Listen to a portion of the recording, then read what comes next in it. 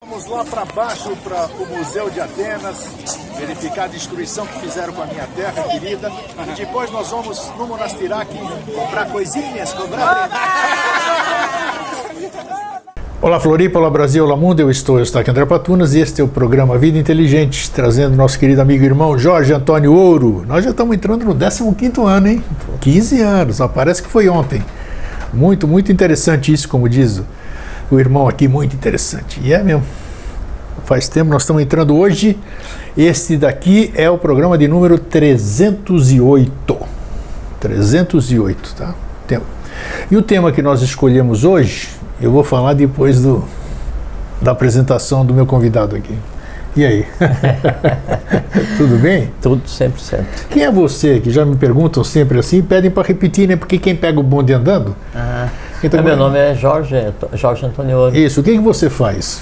Eu sou membro da Sociedade Brasileira de Eubiose. Isso, então tá aí. Jorge Antônio Ouro, membro da Sociedade Brasileira de Eubiose. Autodidata, né? Assim como eu apresentei ele no primeiro programa, em 28 de setembro de 2005, né? Jorge Antônio Ouro, simplesmente Jorge Antônio Ouro, um autodidata. Foi assim que eu te apresentei naquela ocasião. Eu tenho pós-graduação em filosofia, esses troços assim, mas é o tipo de troca de ideia que daí uma titulação acadêmica às vezes só atrapalha. Então, porque a gente nunca veio conversar de nenhum conceito filosófico assim mercantilizado, né? E tudo que a gente conversa não tá organizado em nenhum sistema de conhecimento ocidental, né? Porque a transposição de um conhecimento inédito daí não é nem do Oriente para o Ocidente, né? É do todo para a humanidade. Então daí a titulação ou a minha profissão ou quantos anos eu estudo não importa, porque assim, eu podia estudar há 40 anos, né, e ser só um desconhecedor há 40 anos. Daí o que a gente faz é só também trocar ideia, né? Ninguém quer ensinar. Mas o que você está falando aí, para você pode não ser importante, para mim também não é. Esse negócio da titulação e tudo, né? Mas se você sabe muito bem que aqueles que pegam ali, deixa eu ver que horas está, só para acompanhar, tá. Eles dizem, não, porque querem saber quem é, o que ele faz, o que ele tem. Isso aí eu convivo com isso há quase 6 décadas com isso, né? Então você vai, eu trago uma mensagem. De quem é a mensagem? Não quer nem saber a mensagem, o que é o teor da mensagem. Quer saber quem é o emissário, né? Tudo isso aqui. Então o ser humano ainda é assim. Foi bom a gente até tocar isso aqui, porque está preso ainda em titulação, em classe social, um tema que nós abordamos aqui, né? Condição social. Por exemplo, se rótulos ainda. Para conversar, para trocar ideia filosófica, que é o que a gente faz, né? Daí então eu tiver que mostrar minha titulação acadêmica de tecnologias, assim, daí a própria conversa fica sem sentido. Sem sentido, claro. Porque quando a gente vai conversar em um determinado lugar,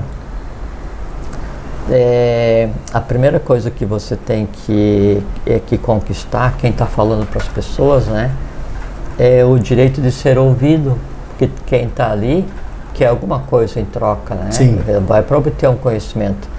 E enquanto daí quem está falando não adquire de quem está ouvindo o direito de ser ouvido, aí quem está ouvindo não presta atenção, conversa, está no celular, daí fica nada, às vezes nada, não acontece nada. Quando constrói esse direito de ser ouvido, daí então quem está assistindo, quem está parado, né, vai começar a realmente traduzir o que está sendo falado e vai começar a assimilar que é o objetivo de quem está falando. Só que, como aqui a gente não vende nada, não queremos convencer ninguém de nada, e não é um evento fixo, né? O programa que você faz, ele é um evento flutuante, é um evento flexível, porque ele fica em um meio digital, onde as pessoas vão acessar de acordo com o seu interesse. Então alguém está procurando alguma coisa sobre mundos internos, isso, né? Acaba caindo. Daí acaba caindo ali e aí vai ouvir a mensagem, esse tipo assim. Então, ou cargo, né? Assim, eu tenho cargo na sociedade, né? Na Eubiose, né? Mas qual é o impacto de eu vir aqui falar, não, eu sou isso, eu cuido disso, eu faço isso. Sim. Não tem impacto nenhum, porque a gente não está em uma reunião formal de trabalho da instituição, daí eu vou usar hierarquia funcional ou cargo para quê? Não. Então, meu nome é Jorge, eu sou discípulo de Eubiose e me esforço para ser um bom discípulo. Porque você vê, nós estamos há 15 anos aqui, que eu acabei de dizer no começo do programa, e se você acessar, e qualquer pessoa acessar, os comentários no YouTube de todos esses programas, que todos os programas estão disponíveis lá, muita gente questiona, puxa, de onde que ele tira esse conhecimento? Como é que ele fala isso? Então, as pessoas ainda estão presas nas fontes, numa série de coisas. Eu posto alguma coisa bonita, e quando eu posto e não tenho a fonte, ou eu não cito, porque eu não vou inventar, e quando algumas vezes eu ponho autor desconhecido e tal, mas as pessoas continuam insistindo. Quem foi que escreveu? Quem foi não sei o quê? O próprio termo autodidata às vezes tem uma conotação negativa para você, então isso aí ele aprendeu sozinho, daí da onde? É como se fosse necessário para conversar de uma filosofia abstrata, que você se comportasse como quando você vai fazer um trabalho científico. Então, para cada frase tem que dizer quem foi que disse, onde é que está, né? E aí fica uma cópia com um passo adicional, né? E quando você trata de conhecimento abstrato comparado com o que é conhecimento concreto, que é o acadêmico, né? Mas o abstrato ele é tão real quanto. Então, quando se trata de um conhecimento diferenciado, né, a maior parte das fontes, né, ou é desconhecida ou tem só fragmento para o Ocidente, né? E então o que se faz é repartir fragmentos adicionais para quê? Para que cada um procure o seu próprio caminho, né? Então, acho que foi muito bom a gente abordar isso aqui, porque para a gente prestar atenção no que a gente dá atenção, o que a gente prioriza numa informação, num conhecimento, numa escola, não sei lá. Então a gente prioriza o conteúdo ou o emissário? O que é mais importante, né? Então isso é só para a gente pensar. Outro dia estava numa discussão num grupo de trabalho e eu sou assim, muito ácido, né? Quando é com relação à questão da ética e dos protocolos, as coisas assim. E daí eu falei alguma coisa e daí outra pessoa falou assim para mim, mas quem que você pensa que é, né? Daí eu disse, eu sou discípulo de JHS, isso é a minha maior qualificação, né? Aí encerrou a conversa, né? É porque você é chatinho, você é mesmo, porque eu já vi, você é Caxias, assim, eu sou rigoroso, isso aí. Porque daí nos cabe propagar, mas nos cabe defender, né? É tão importante quanto. Daí tem que usar a ética sem dúvida, e o rigor, mas com amorosidade, com fraternidade, né? Sem ofender, respeitando a crença de cada um. Agora, aquilo que daí é dito e o entrelaçamento das coisas e os protocolos, né, de avanço da própria instituição, aí tem que ser rigoroso mesmo, né? Tem que ser. E eu sou muito rigoroso com relação à questão do segredo, porque acontece assim, quando você tem um segredo, você tem um mistério, ele é um segredo ou é um mistério por uma questão de proteção. E isso, todo segredo e todo mistério, ele é temporário, não existe segredo perpétuo nem mistério perpétuo, né? Existe aquela coisa que é velada, ela daí pode ser revelada, mas depois de revelada ela tem que ser desvelada, e sempre a relação é um para um. E aí quando você tem o mistério, então é como se você tivesse que assim, fazer uma asepsia para ter contato com aquele mistério, para não contaminar o mistério com o que tem fora daquela ambiência, que é o profanum, que é o fora do tempo. Sim. Né? E daí quando uma parte do conhecimento, uma parte do mistério, ele é assim jogado à beira do caminho, né? E aí a pessoa tem acesso e usa ou não usa, liga para aquilo ou não liga, entende ou não entende, não importa, é que daí aquele fragmento que foi antieticamente compartilhado, né, ele é como se fosse uma fenda, uma cunha, né, na proteção do mistério em si. Né? Aí o mistério, ao invés de ser professado, né, no templo, ele é professado externamente, e aí isso conspurca o próprio ambiente E aí depois, quando for ser levado o conhecimento que vai ser levado, ele já está misturado com a ignorância que ele teria que combater. Né? E aí isso enfraquece a própria ação do conhecimento até desconstruir o conhecimento. Então, por isso, na questão da manutenção, né, do mistério e da reserva, aí isso assim, é rigorosíssimo. Tem que ser, né? Tem que ser, senão perde todo sentido. Questão de respeito, né? Com certeza. Bom, dando essa introdução assim, você está bem ou não? Está tudo bem com você? Muito bem, estou espetacular. É? Hoje ele está feliz assim porque está um ventinho gostoso. Sim, né? uma ventania. Se vocês tiverem ouvindo algum barulho aí, as janelas batendo, porque está um vento forte. Que está vindo uma frente fria, e a frente fria está empurrando o calor, então eu estava andando, e daí estava super simples de andar, porque eu estava pegando um vento a favor. Era e aí ele vai falando, já veio no embalo aqui. Sim, do vento. É uma maravilha. Então, bom, o tema que se apresentou para a gente conversar hoje é uma coisa interessantíssima, porque é de se inculcar. É sincronicidade. Claro, nós vamos começar pelo básico, por essa coisa que nos intriga tanto, e depois nós vamos para alguma coisa mais profunda. Por exemplo, eu estou vindo por uma rua e de repente chega num determinado ponto da rua, numa esquina, dou de cara com alguém que eu não vejo há milênios, que eu nem sabia que estava aqui. Vou dar um exemplo prático. Eu fui fazer, alguns anos atrás, fui fazer a renovação do meu passaporte em São Paulo, no consulado da Grécia, lá no Conjunto Nacional, na Paulista. Saio de lá para tirar uma fotocópia, entro num lugar, olha só, tá? Eu resolvi entrar num lugar ali para tirar uma cópia. Olho para uma pessoa que está sentada ali, eu olho para ele olha para mim, e eu falo, Paulo da Cunha Freire. Ele falou, sim. Era um vizinho de infância, meu amigo de infância, crescemos juntos, não nos víamos há 40 anos ou mais, que tenho amigos hoje de 60 anos de amizade. E naquele instante, naquele dia, naquele momento, a gente se reencontrou num lugar, mas que não tem que ser alguma coisa milimétrica para acontecer isso aqui. E isso, senhores, senhoras, telespectadores, olha, coincidência, uma vez, tudo bem, 2 vezes, tudo bem, mas isso acontece com uma frequência incrível. Isso tem que ter uma razão. Isso não pode ser, essa sincronicidade das coisas não pode ser aleatória, não pode ser o acaso. Então, a gente já falou aqui sobre causalidade, né? Mas acho que isso aqui, então, vamos começar por aí. E o interessante, assim, às vezes a gente até se preocupa como é que vai desenvolver o tema, porque a gente não faz a menor ideia, né? Do que vai correr na história. Então a gente tem que ir ilustrando para a gente pegar o caminho certo para isso. Então você deve estar lembrando agora de tanto, começamos a conversa, você ouviu o tema, já deve estar ligando, você já deve estar vendo quantas coisas aqui. Puxa vida, queria ver um dia vocês falassem sobre isso, e justamente hoje vocês estão falando sobre isso. Isso, gente, é acaso? Isso é espiritual? Isso é extraterrestre? Isso é agartino? Por que acontecem essas coisas? Você sabe que os assuntos são sempre facezinhos aqui, né, Jorge? Para vocês.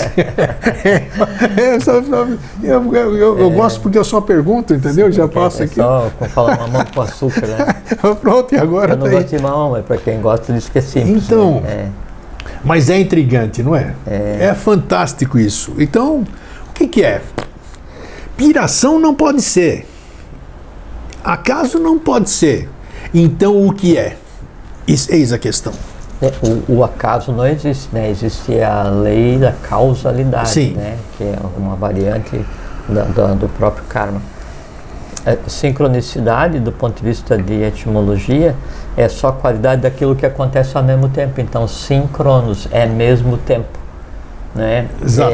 E aí, então, quando tem 2 eventos que estão ocorrendo ao mesmo tempo e encadeados, ou entrelaçados, ou interligados, isso é sincronicidade, isso é sincronização, né? Mas a gente sabe que no universo isso existe, né? A gente vê. Não, o universo em si, então assim, se a gente fosse procurar uma palavra para descrever como é que o universo se move, aí essa palavra seria sincronicidade.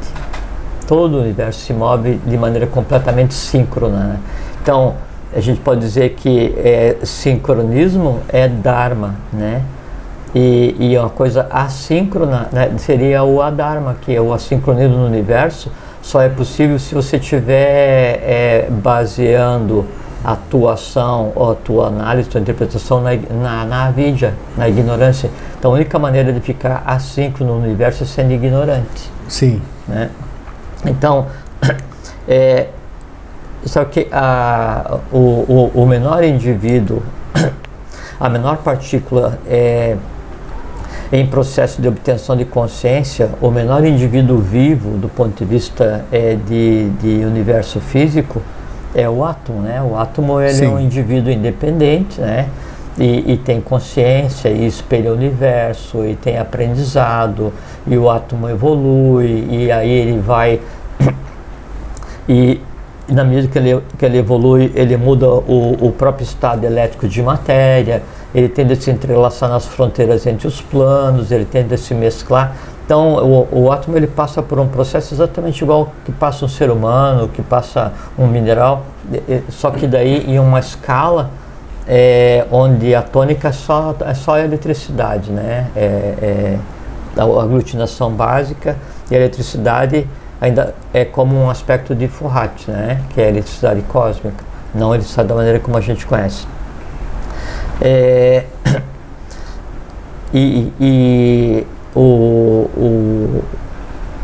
A consciência do átomo, a forma como o átomo vai evoluir, obrigatoriamente ele tem que estar síncrono com o ambiente onde ele está, porque ele forma o ambiente. E a gente tem que levar em consideração o seguinte: então a gente sempre fala de plano físico, vital, astral, mental concreto, mental abstrato, búdico e átmico, né? Essas divisões elas fazem parte do universo físico, né? Daí, acima dessas divisões, eu ainda tenho um universo etérico. Acima disso, eu ainda tenho um universo astral, um plano completo, e ainda acima, eu ainda tenho um universo mental. Um exemplo, dentro do universo astral, daí do não físico, ou do astral cósmico, o que habita, por exemplo, são os sóis. Então, os sóis, de onde emana aquilo que depois, mais à frente, a gente vai ver como um sol físico, o núcleo onde eles existem é no que seria o astral cósmico. E daí, esse encadeamento, desde a primeira concentração de matéria até o universo físico, até o plano denso onde a gente vive, ele só é possível, ele só existe porque tudo está absolutamente em sincronicidade. Toda a matéria ela está síncrona. Você pega os reinos elementais, por exemplo, né? Então você tem primeiro, segundo, terceiro reino elemental, que formam o mental, o astral e o plano etérico, né? E aí depois tem os elementais externos da natureza, que são os quatro reinos. Então você tem sete reinos elementais. A diferença entre eles é o quão distante eles estão entre si, ou encadeados ou desencadeados, mas todos funcionam perfeitamente em sincronismo, porque quando você vai criar uma emoção, quando você vai criar um sentimento, quando vai ter um fluxo de vitalidade, né, nos entes elementais que formam o ser humano, obrigatoriamente a sincronicidade ela se estabelece e faz como se fosse uma fusão de uma parte, de uma massa desse plano, e aí essa massa fundida, ela passa a ser a emoção que você acabou de criar. Então, a vida ela é criada pela fusão de elementos síncronos, né?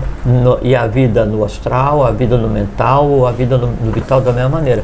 Quando se vai para o plano físico, aí os elementais da natureza, a maneira como eles interagem com a matéria, com o meio onde eles estão, também é o processo de sincronicidade. Né? Por quê? Porque eles estão a matéria, são a matéria, respira a matéria e alimenta a matéria. Então tudo funciona em função do mesmo processo de vibração. Então ali há a sincronicidade. Quando há a integração com os outros, que acontece sempre por conta do prana, há a sincronicidade e a integração entre as partes que o formam. De uma maneira que assim, inexiste no universo um ponto independente. como tudo está entrelaçado e há um sincronismo cósmico obrigatoriamente, por decorrência, o que qualquer um faz em qualquer nível da matéria, em qualquer plano desse nível que esteja, não interessa a intensidade, ele tem repercussão no todo.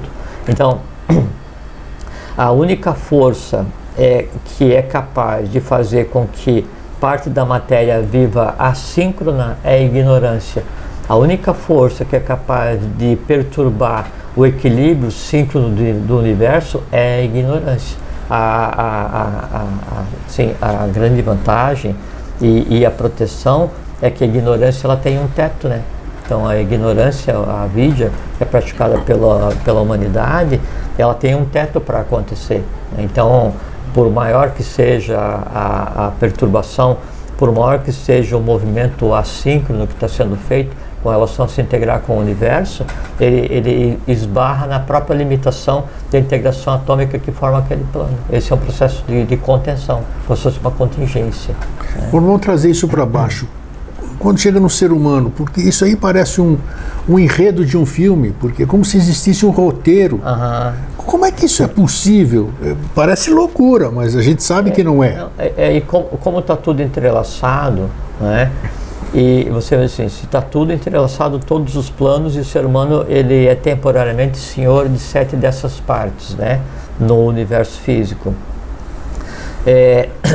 E você tem em você uma parcela que você fundiu baseada na sincronicidade, e essa parcela que você fundiu se chama memória do meu amigo, ela está viva, vibrando e fazendo o que ela sabe fazer, que é emitir a razão pela qual ela foi criada, né? E aí aquilo tem contato com quem?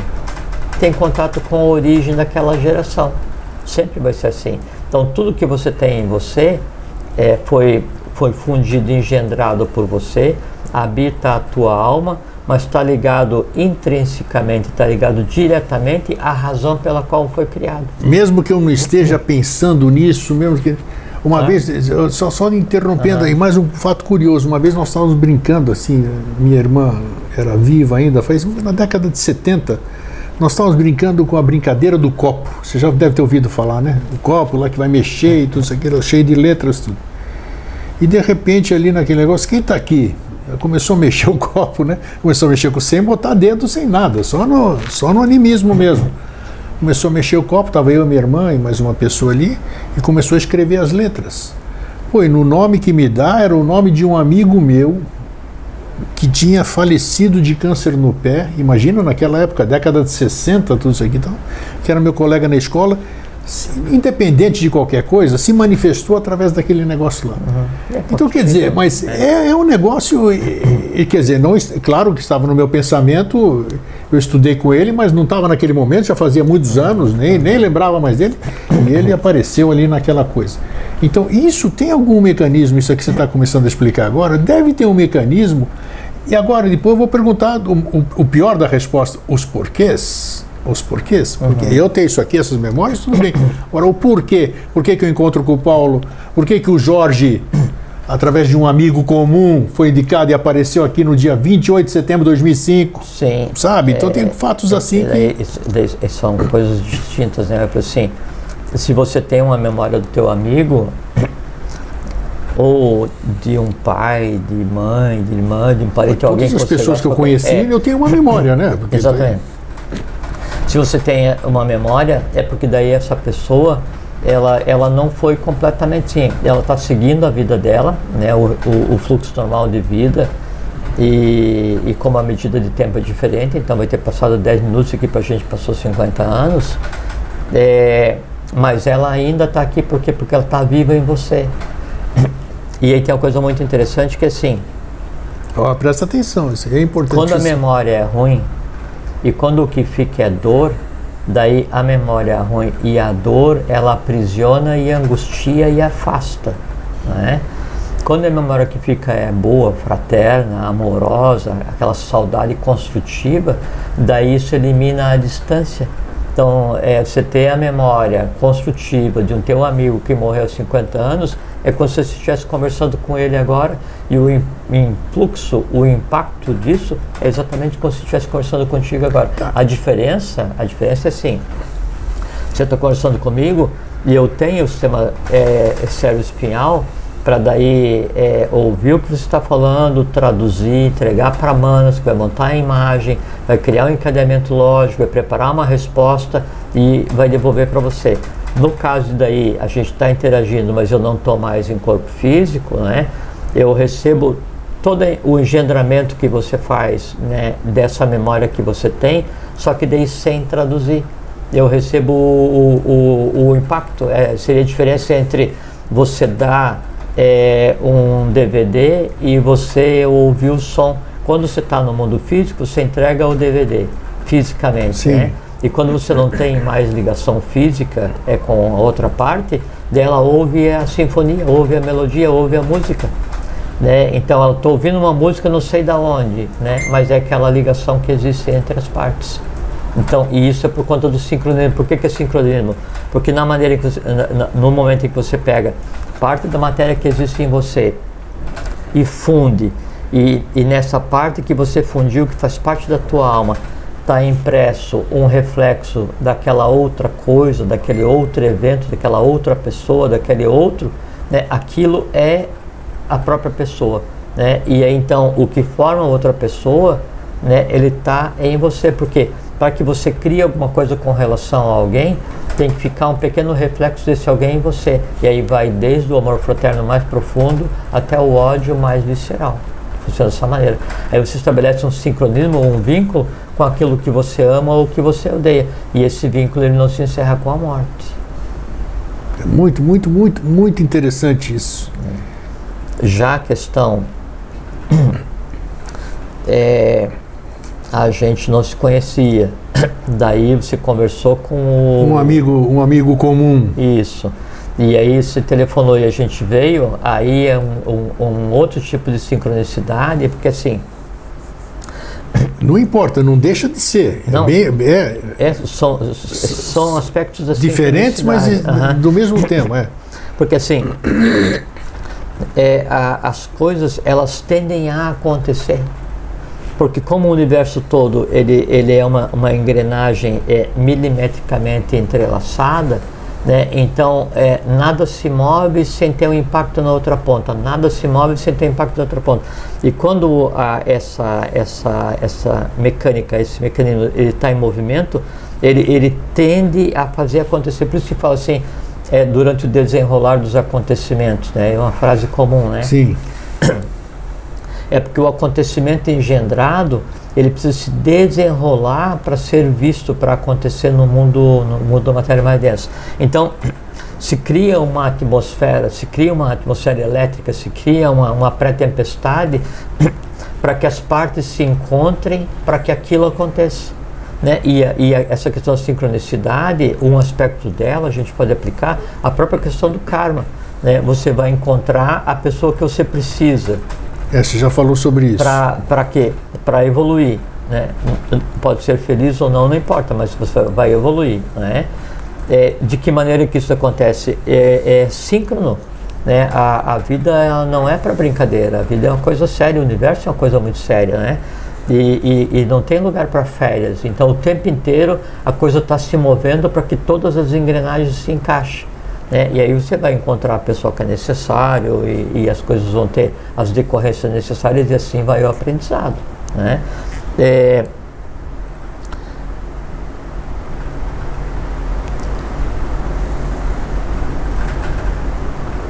Quando se expande esse processo da sincronicidade, né, cria como se fossem ímãs gigantescos, sabe?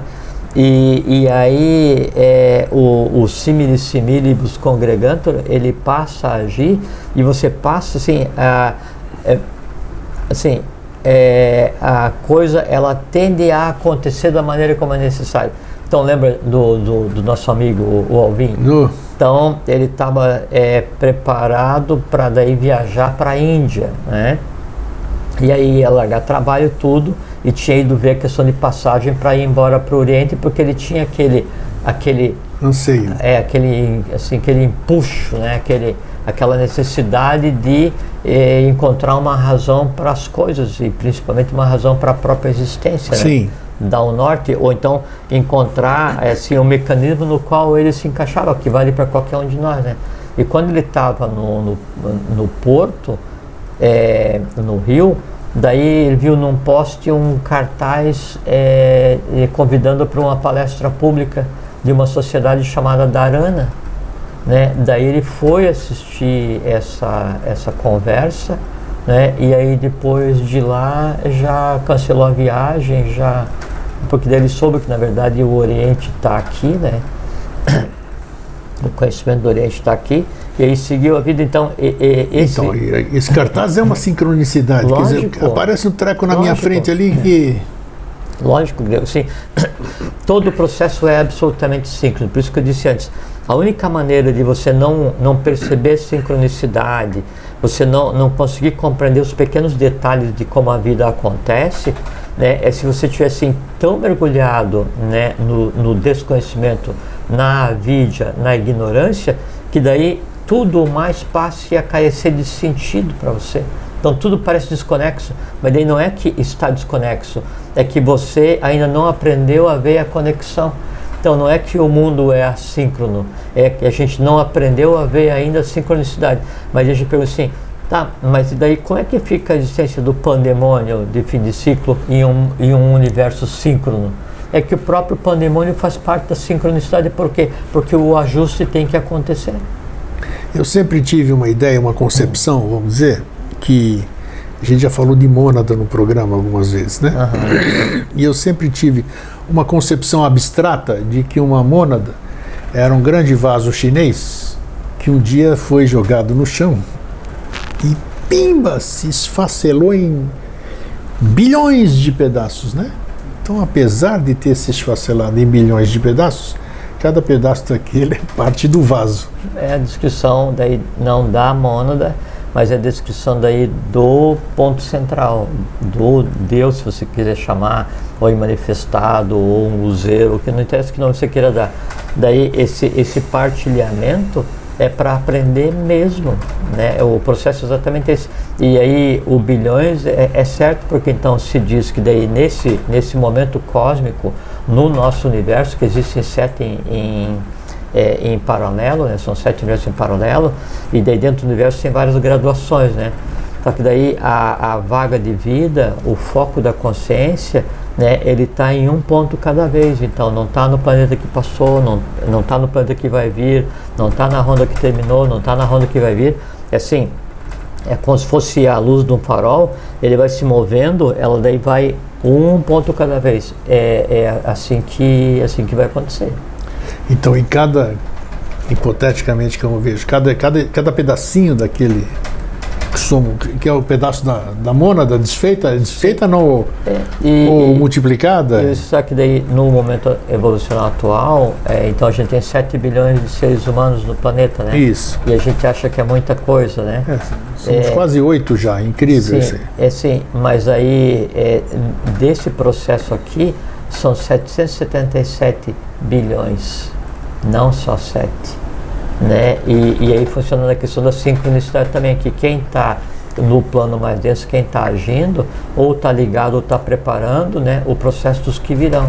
Vieram, estamos, virão. Sempre vai ser assim. Okay. A Terra passa por um processo líquido, né, depois um processo ígneo primeiro, depois um processo gasoso, depois um processo aquoso, depois um processo pétreo, terra, né? Então quando chega nesse momento que daí tem esse corpo físico, daí dentro desse corpo físico é que é possível, corpo físico terra, corpo físico do universo, dentro desse momento que é possível haver então físico, vital, astral, mente concretamente abstrata, búdia, então são características da sincronicidade cósmica projetada nesse momento evolucional, né? Por isso que todas as coisas elas tendem a acontecer, né? Assim, você tá andando e aí você vê alguma coisa, você está andando e encontra com alguém. É isso que eu ia falar, a pergunta é essa, bem encaixada inclusive. Essa sincronicidade, tem algum momento que ela se acelera ou não? Lógico, porque assim, aqui sincronicidade absoluta, né? No plano da ideia pura, por exemplo, né? Búdico, né? A expansão do conhecimento acima da mente abstrata. E aqui no astral mais denso, né, a sincronicidade ela ainda não consegue fazer com que as engrenagens girem adequadamente. Por quê? Porque está tão denso que não chega o código de linguagem. Então, quanto mais você vai se aprimorando, quanto mais vai se utilizando, quanto menos é a gritaria que você ouve, e também quanto menos você gritar, né, mais você está apto a perceber o teu entorno. Você passa a ver o entorno, perceber o entorno, ouvir o entorno, e aí nesse momento, cada passo, cada palavra, cada pensamento, cada ação, né, ele passa a estar encaixado no processo, que é o que se busca, né? Você busca a integração com o todo. O que é a integração com o todo? É você fazer parte do processo, né? É como se o momento atual é o momento onde a divina rebeldia foi exercida. A divina rebeldia está ligada à sincronicidade, está ligada à avidya. Por quê? Porque a ignorância é pelo desconhecimento do quê? Do próprio plano que nos cerca. Na medida em que Deus vai compreendendo o que acontece e você retira as nuvens que cobrem a tua visão, não é? Aí então tudo passa a fazer sentido absoluto. Onde entra, se é que entra, onde entra no nosso plano aqui físico, onde entra a telepatia na sincronicidade? Em lugar nenhum ou nada a ver? Telepatia, telecinésia, para ouvir, clareaudiência, clarevidência, esse negócio assim. Isso você vai conseguir, e as pessoas buscam muito isso, são chamados CIDs, né, os poderes inferiores, né, mas assim, no máximo você vai trafegar na parte mais densa do astral. A telepatia é uma parte densa do astral? Obrigatoriamente. É mesmo? Obrigatoriamente. Mas não é o poder da mente? Não seria que já falamos aqui, inclusive foi tema? Sim, você vai conversar com alguém sem alguém estar presente. Isso. Jorge, eu vou mandar uma mensagem telepática para o Jorge. Jorge, me telefona porque eu preciso falar com você. Se for desenvolvido só por ser desenvolvido, né, na busca de ter um CID, de ter um poder para ser atender aquele anseio de ser diferente de todos os outros, né, você vai trafegar e vai ter contato, né, só na parte mais densa da própria humanidade. É como se assim, como se o teto da humanidade fosse daqui até onde acaba o oxigênio, né? E aí tudo fica ali, e acima disso é que começa o universo. Por exemplo, né, se eu vou desenvolver uma capacidade dessa, isso para desenvolver é um processo simples, né? Porque não só os 5, mas os 7 sentidos, cada um tem um nó dentro do organismo que ele tem que desenvolver, né? E o sentido, ele é no plano físico a expressão de uma força cósmica, né? Kriya Shakti, Mantrika Shakti, Iksha Shakti, né? Kundalini Shakti. E aí, ao invés de você compreender o que é Kundalini Shakti, que é uma força aglutinadora cósmica e que não tem nada a ver com a sexualidade, então se busca o poder de Kundalini Shakti através da prática tântrica, né? Assim, é como você procurar o sol loucamente à noite. Você pode até encontrar alguns postes, lanterna, vagalume, pode encontrar uma porção de coisas, mas não é o sol, né? Essa que é a relação. E isso não tem nada a ver com sincronicidade.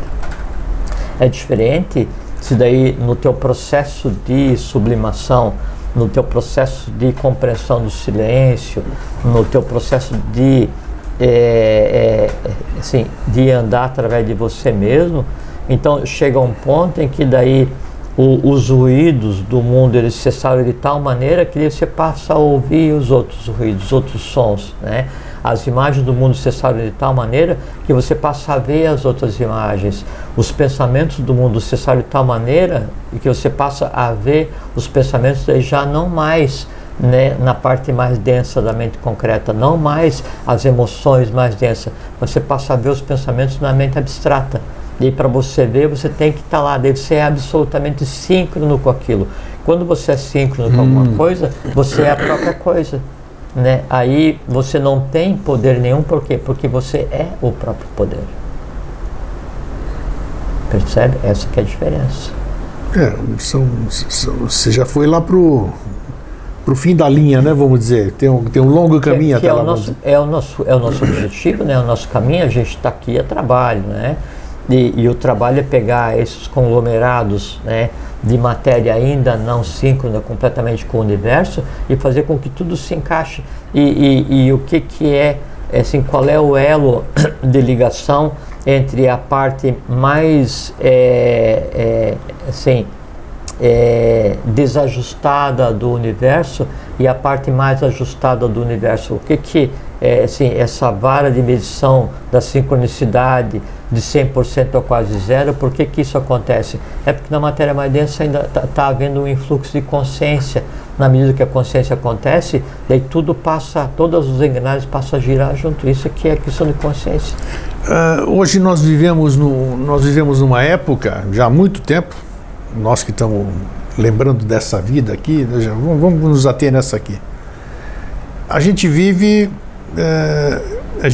num tempo mentiroso, um tempo que não é real, um calendário que não é real. O conceito de tempo a gente conversou outro dia. Exatamente. Né? Ele está ligado à diferença do momento de criação da matéria e a expansão da matéria no espaço. Aí tem aquele termo truth, né? Então, um truth é uma medida de tempo e um truth é uma medida de espaço. Por quê? Porque o tempo é só expansão do espaço. E por que o tempo é expansão do espaço? Porque quando foi criado o vácuo, né, o espaço, e aí o espaço foi ser preenchido com matéria e consciência, não foi assim, está tudo pronto. Então, expande, uma parte contrai, aglutina de 1 para 49, expande e contrai, aglutina 49 vezes 7, e vai indo até criar os planos existenciais, onde depois há a entrada das mônadas, a entrada da consciência para ordenar o que seria a própria manifestação. Essa diferença entre um plano criado e outro é que dá o conceito de tempo. Então o tempo só existe porque a matéria se movimenta, né? No momento de cessação, no momento de sincronicidade absoluta, não tem matéria e não tem tempo. E não tem a lei de causalidade, que é a integração entre matéria e tempo. Perfeito. Então, foi bom você explicar. Então, nós vivemos nesse tipo de tempo, nós vivemos num calendário estranho, diferente, e nós, em síntese, em resumo, isso é provado cientificamente. Nós estamos fora, isso é líquido, certo, evidente, lógico, nós estamos fora da sincronia do universo. Nós estamos trabalhando fora dessa sincronia. Não, isso concordo com você. E aí é que a questão, como então voltar essa civilização? Não estou restringindo a nós, não, estou falando em termos global. Não, a gente sempre fala em termos de humanidade. Exatamente. Né? E em termos de humanidade, como voltar à sincronia numa coisa que já está viciada, numa coisa que já está... Não, Grego, mas não é essa abordagem, quer ver? É assim, é que se você pega uma criança, né, a criança ela desconhece, ela é ignorante, não no sentido negativo, mas ignorante no sentido de desconhecer. Desconhece. Porque ainda não foi ensinado a ela. Então daí ela é certa ou ela é errada? Ela não é nada disso, ela é só uma criança. E então você vai ensinar para a criança algumas coisas para quê? Para que ela, daquele estado de desconhecimento, ela passe a conhecer, né? No momento, se você pega daí e vai comparar quem tem manas já com conteúdo, raciocínio, lógica, emoção controlada, vai comparar com uma criança, no humano equilibrado, a sincronicidade existe em todos os planos. Na criança existe a sincronicidade física, porque é o que mantém a vida, mas não existe a sincronicidade daí no astral, nem no mental. É certo ou é errado? Nem certo nem errado é o que é. Daí você tem que dar consciência àquela criança, e aí aquela massa que compõe a alma dela, que é parte astral, parte mental concreto, vai ser engendrada para que então fique síncrona com o conhecimento. Então a humanidade atual não é que ela está errada, né? Ela está em um processo de aquisição de consciência. E por que é assim? É porque é como se fosse um processo de cunha. Assim, a primeira parte, quando você vai colocar uma cunha, é onde tem o maior atrito, onde o impacto é maior, onde o aquecimento é maior. Então, a humanidade é como se fosse assim, uma desbravadora, né, na matéria. E o que é o desbravar a matéria? É levar a consciência até a matéria. Então, sempre vai haver nessa polaridade a matéria ainda não consciente e a consciência plena em si.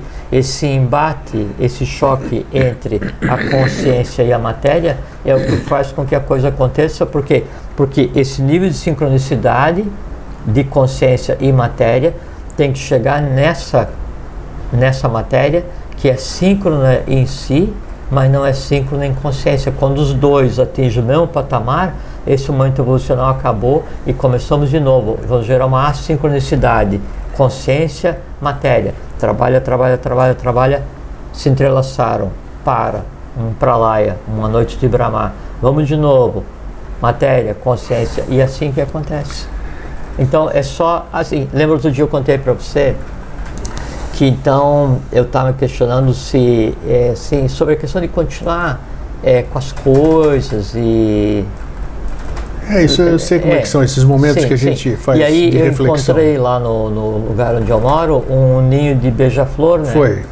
E aí, todos os dias eu estava indo bater foto dos filhotes, né? Dos dois filhotes, né? E criamos lá uma empatia e tal.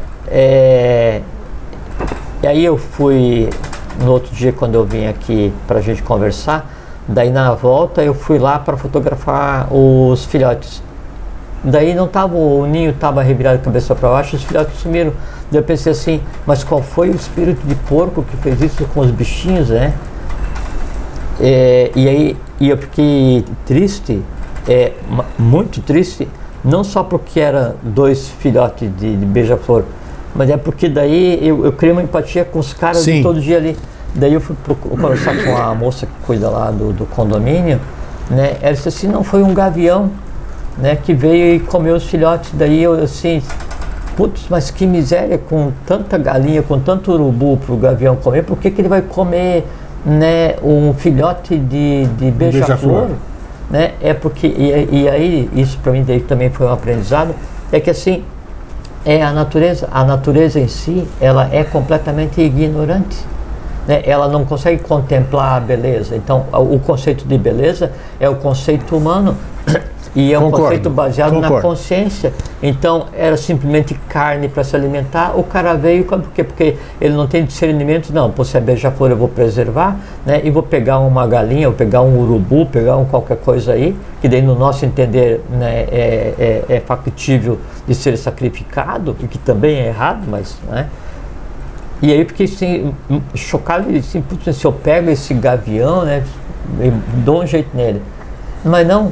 Então daí isso serviu como aprendizado e se aplica nesse caso, é que assim, a sincronicidade, a divindade, a consciência são os filhotes de beija-flor, e a humanidade, a ignorância, né, a avidia é o gavião. E daí o gavião, ele é bom ou ele é ruim? Ele é o que é, porque é o estado de consciência nele agora miserável, né, com o consciência claro. No neurovegetativo, com visão etérica, está andando lá em cima, vê dois filhotinhos se movendo, ele vem de olho fechado e come os filhotes, né? Então, assim funciona a humanidade.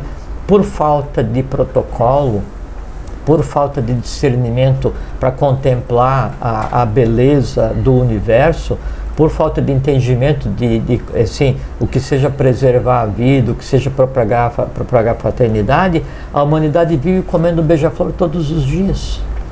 Só que, se a gente voltar no tempo, e a gente falou muito sobre história aqui, sobre o passado, o homem, O ser humano, ele vivia em consonância com o universo. Ele tinha uma afinidade muito grande com o universo. Inconsciente. Inconsciente, perfeito. Ótimo você falar isso. Exatamente, que eu precisava que você falasse isso, inconsciente.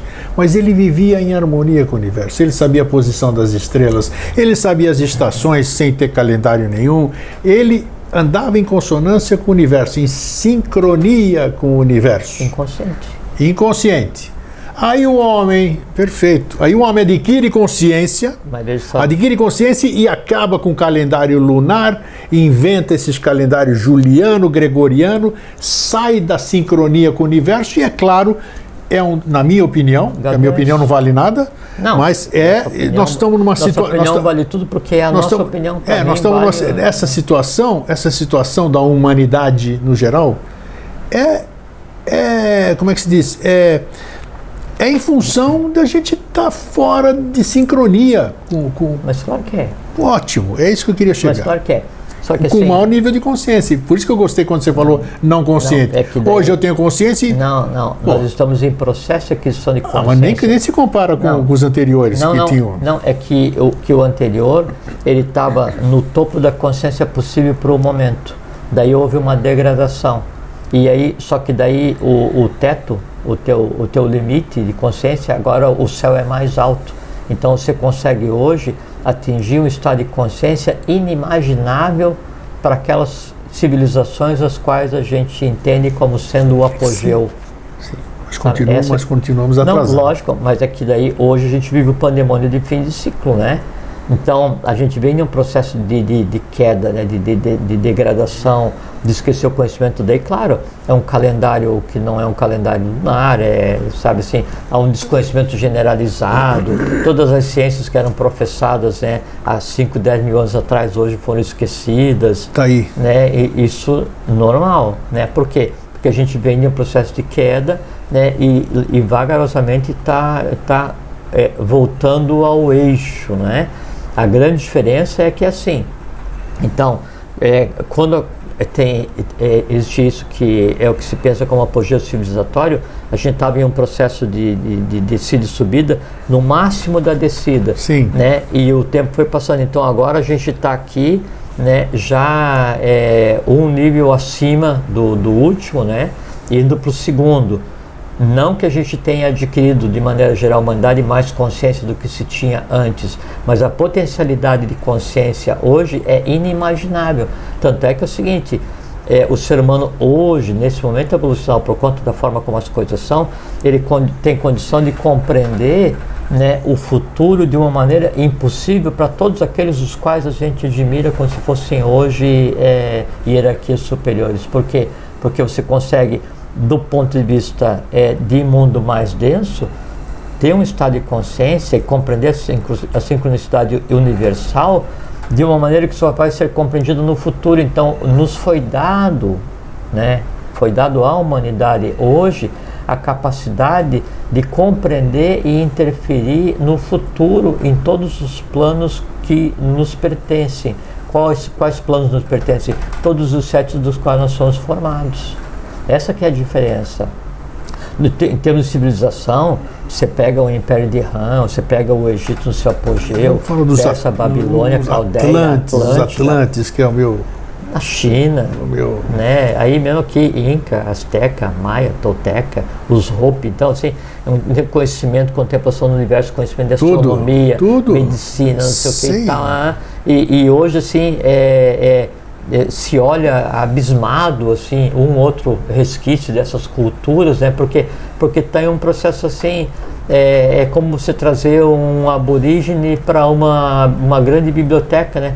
Assim, puxa, mas quem será que fez essas bibliotecas?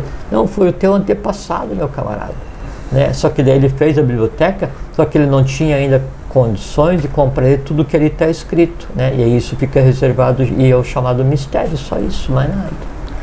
Eu ainda não captei, assim, vamos dizer, com o tempo, cada um no seu grau de entendimento, como um fim de ciclo, né, pode ser assim ainda tão distante, no meu ponto de vista, tão distante dessa necessidade para ir para um ciclo novo, ciclo. Mas você não acha assim, Grego, que assim, você tem essa atividade há 15 anos, né?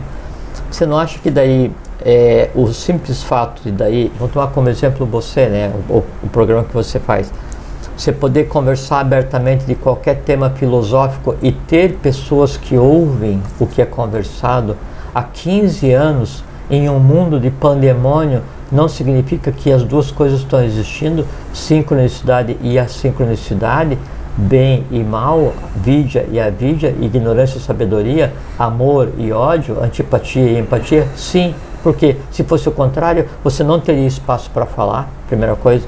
Segundo, você não teria o impulso para fazer isso, porque em você não existiria matéria para fazer.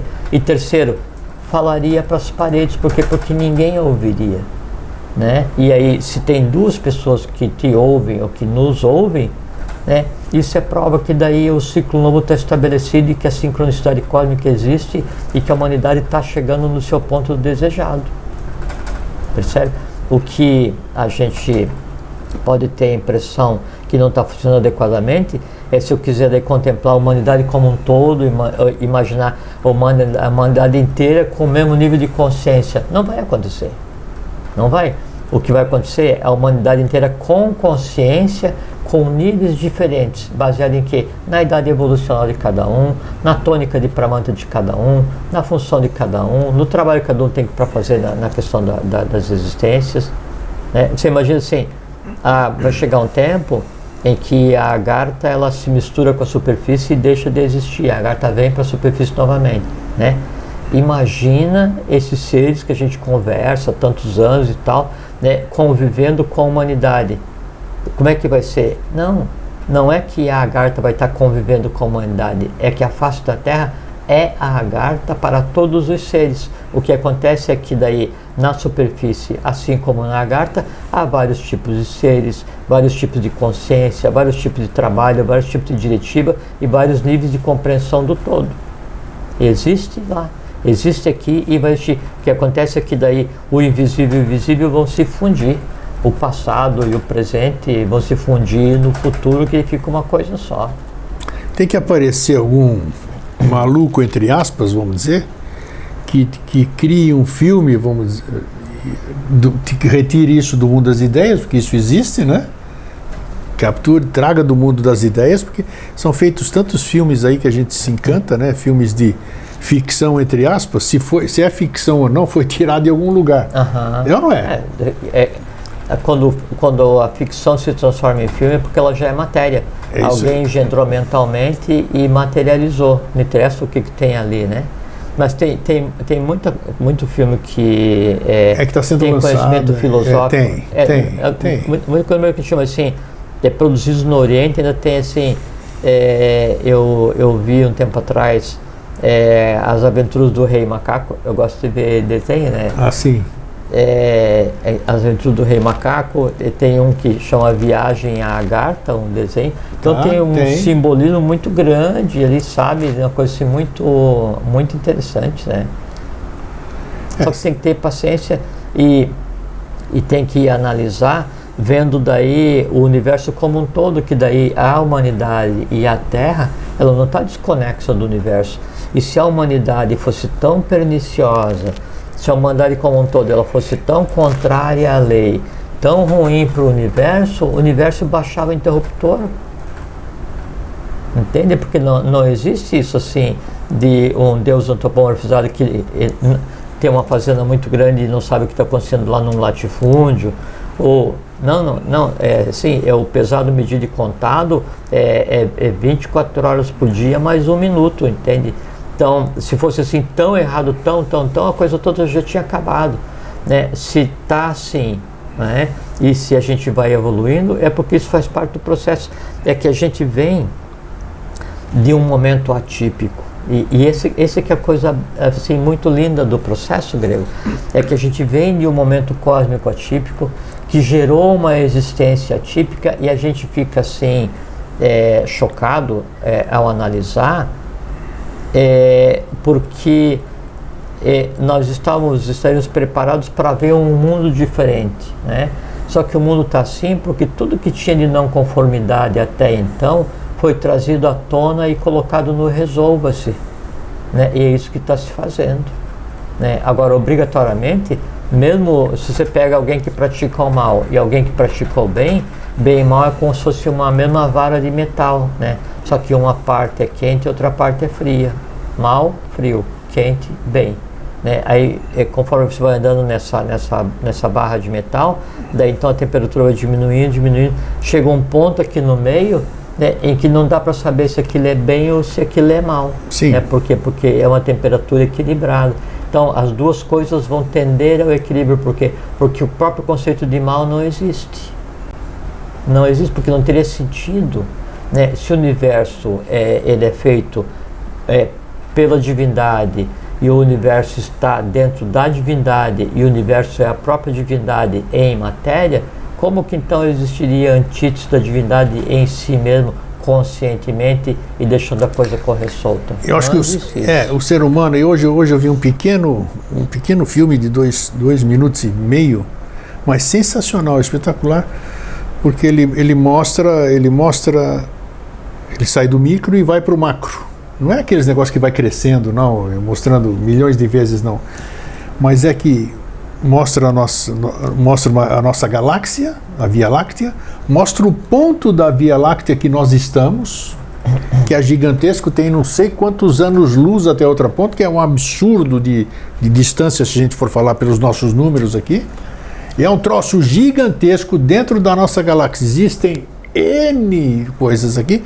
E ele vai afastando isso aqui, vai afastando aquilo lá, vai afastando e de repente aquela galáxia vira um pontinho no meio de milhões de pontinhos que também são galáxias.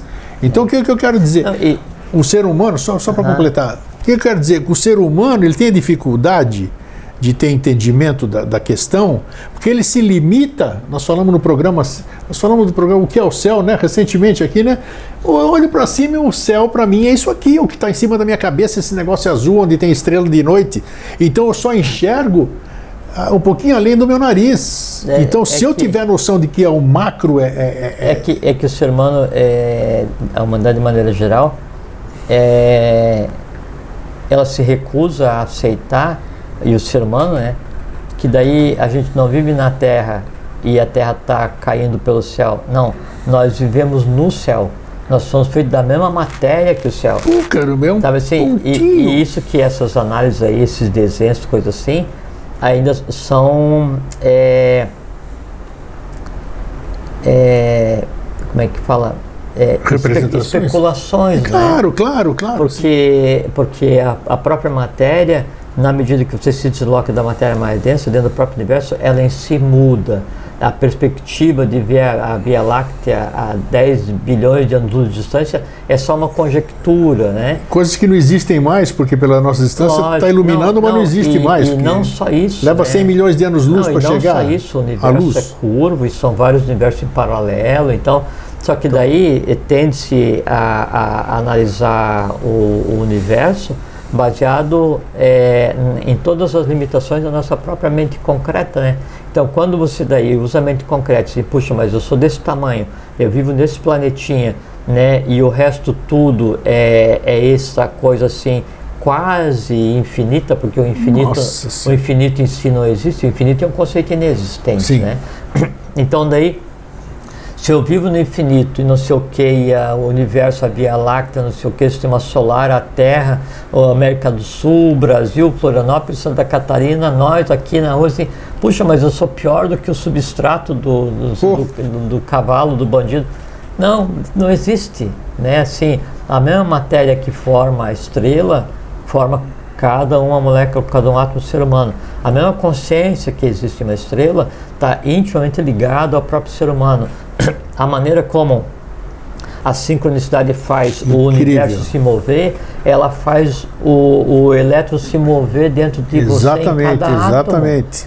Então, assim, nós somos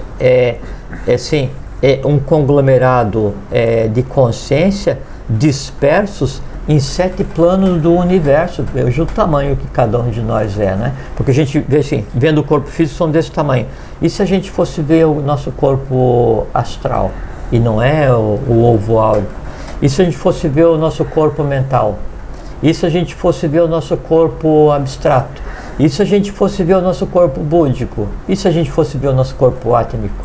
Aí nosso corpo átmico que a gente fosse ver, e nós somos o próprio corpo átmico também, nós somos um com o universo. Corpo búdico, nós somos o próprio plano universal da ideia pura, da intuição. O corpo abstrato, assim, toda a abstração, toda a pré-matéria está nesse plano que em mim está, e eu posso lançar mão desse plano, assim, esse que é o poder soberano. Eu posso lançar mão desse plano e trazer a matéria que está lá no abstrato e trago ela do mental abstrato e transformo em mente concreta e revisto de emoção e jogo na matéria mais densa. É um trabalho que só é dado à divindade. A divindade é o único conglomerado de consciência que consegue fazer o trânsito de matéria entre os planos. E o ser humano consegue. Só que daí fica nessa síndrome da pequenez, né? nessa síndrome da matéria, né? Diz, não, mas o universo, não sei o que e tal, e daí, já que você se vê dissociado do universo, o universo não te vê, por quê? Porque você está isolado por uma capa de ignorância desse o que eu vou fazer. Porque a maioria das ordens, elas querem que você continue assim, lógico, ignorante, e que você não tome consciência da sua grandeza. São estruturas humanas, né, de perpetuação de poder, não são estruturas de libertação, né? São estruturas de manutenção de Estado, né? E isso a gente não deseja, né? Então, para compreender o quão síncrono é o universo, então, e não precisa ir muito longe, então, se você vai pegar e ver como é que funciona o sistema solar, e aí se a cultura e como é que funciona um átomo, é exatamente a mesma coisa. Então, se em você, né, existe alguns bilhões, trilhões de átomos, né, e o átomo funciona igual ao sistema solar, então é como se você fosse o próprio corpo de Brahma, porque daí dentro do corpo de Brahma há bilhões de sistemas solares, por exemplo, né? E em mim acontece a mesma coisa. Então, a melhor conceituação para o ser humano é isso, é um conglomerado de consciência espalhado ao longo de 7 planos universais, tentando fazer com que essa consciência chegue a um ponto ainda não consciente do universo. Nosso trabalho, enquanto seres humanos, é trazer a consciência que existe em nós, né, para a inconsciência que em nós existe também. E como eu não posso pegar e transformar o universo inteiro de uma vez só, daí foi dado para cada ser humano o trabalho, a capacidade, o direito e o dever de fazer o quê? Nesse pedaço do universo, que sou eu vou fazer com que a máxima consciência se encontre com a máxima ignorância. Eu vou fazer com que a máxima sincronicidade se encontre com a assincronia. Para quê? Para que o equilíbrio se faça. E quando o equilíbrio se faz, aí então, nesse ponto do universo, a vitória de Deus foi integral e radical. E esse ponto do universo é cada ser humano. Você usou um termo aqui, você usou o termo, para a gente finalizar, Deus. Por que a gente usa essa concepção? Quando a gente fala, está dentro da sincronia da coisa, né? Quando a gente fala por que a gente denomina, quando a gente denomina, a gente antropomorfiza, não faz isso? Não necessariamente. Eu uso o termo Deus, mas eu não imagino um Deus barbado, né, sentado num trono, anotando quem faz coisa certa e errada, e eu tentando ser amigo dele para me dar um terreno lá no latifúndio dele, lá no céu. Isso para mim não existe. Sim. Não existe céu, não existe unidade antropomorfizada. Agora, a divindade, por isso que assim, o iniciado, né, iniciado no sentido de estar iniciado em alguma coisa, né, não é um status, né? O discípulo, o peregrino, o que busca a iniciação, ele é muito mais religioso, no sentido de religare, né? Sim. Do que qualquer religião que exista hoje. Isso sem a menor dúvida, porque ele compreende a divindade. Aí sim. Percebe? Então aí que nomes pode dar? Pode chamar de Deus, de manifestado, Brahma, o nome que você vai dar, tanto faz. Né? E o fato de você citar a palavra Deus, eu falo assim, puxa, mas o cara lá diz que estuda filosofia e fala em Deus, então ele é religioso, né? A pergunta foi proposital. É porque a verdadeira assim, fonte do conhecimento, né, a gente pode chamar como religião sabedoria. né, que é a teosofia. Isso, né? teosofia. Só que daí a teosofia não tem a ver com a sociedade teosófica, né, fundada por Blavatsky. Sim, né? bem antes De disso início, o que eles fundaram chamava-se Clube dos Milagres. Né? Isto. Depois de uma discussão muito grande, então aí usaram o termo teosofia, que já vinha desde Ammônio Saccas. A Polônia é muito antigo, exatamente. Não, muito antigo, eu pesquisei isso. E o termo, né, do Ammônio Saccas, né, aí então vem de Amon, né, que era um alto sacerdote dos mistérios egípcios. Então, o conceito é um conceito atlante, né, é um conceito atlante, o conceito de teosofia. E então usar o conceito. Só que daí Deus é uma palavra latina, né? A gente conversou sobre o significado de Deus. Foi. Então é uma palavra latina. Porque... Deus, templo, essas coisas assim. Né? Então, assim, são cortes, né, que se fazia no céu para observar os movimentos da divindade. Porque eu fiz essa intervenção porque antropomorfizaram tanto a divindade que quando você fala a palavra Deus, pronto. Todo mundo já tem um aspecto que já está cristalizado na humanidade, né? Não, antropomorfizaram tanto a divindade que cada um criou seu próprio. É isso aí. Criaram vários. Falou melhor ainda. Criaram vários, Na época de Roma, então, eles tinham os deuses lares e os penates, né? Então pegavam um objeto qualquer e aquele objeto era feito um culto, adoração àquele objeto. E aí se criava um egrégora naquele objeto e ele passava a ser o egrégora protetor da família. Com então certeza. Cada família tinha seu Deus. É isso aí. Né? Depois vieram as religiões e aí todas elas pregam o bem. Né? E aí cada uma tem o seu Deus. Só que daí um Deus odeia o outro. Né? Um é melhor que o outro. Como vai ter um jogo de futebol. Você torce para A, eu torço para B. Você pede para Deus para ganhar e eu peço para Deus para ganhar. Daí então obrigatoriamente o meu Deus tem que dar embate ao teu para atender ao meu desejo de ser feliz naquela partida de futebol até que outra partida de futebol aconteça. Isso. Né? Nossa, você já me leva mais além, mas deixa para outro dia. Não tem... assim, essa síndrome, né, de ser minúsculo, essa síndrome do ínfimo que abate o ser humano, que impede que ele compreenda quem ele realmente é. Ignorância. E compreendendo quem ele realmente é, ele pode cumprir o seu papel. Isso. Né? Ignorância e medo de descobrir-se, meu. É medo. Lógico, porque tem aquela questão de assumir a própria hierarquia, né? Qual é que é a minha hierarquia? Eu faço parte da humanidade viva. Né? Todos nós, né? Então, assim, no momento, é a hierarquia que é o fio da balança das próprias 7 linhas do Pramanta, que era a última, passou para a quarta, então ela dá a diretiva do processo como um todo. Mas se é para dar a diretiva, aí, e eu tenho que ajudar, né? Eu acho que eu não tenho condição de fazer nada, daí quem que vai fazer? Ninguém. Você mesmo. Aí a gente vive... Faze por ti, como é que é? Faze por ti que eu te ajudarei. Isso aí. Então, o que é o conceito, sim, vamos supor, religioso de sincronicidade? Céu. Conceito religioso de sincronicidade? Inferno. Paz, pandemônio. Isso, falamos sobre anarquia, isso, né, no programa Céu e Inferno. É assim que acontece, só que o universo, ele obrigatoriamente, ele tende, né, à sincronicidade.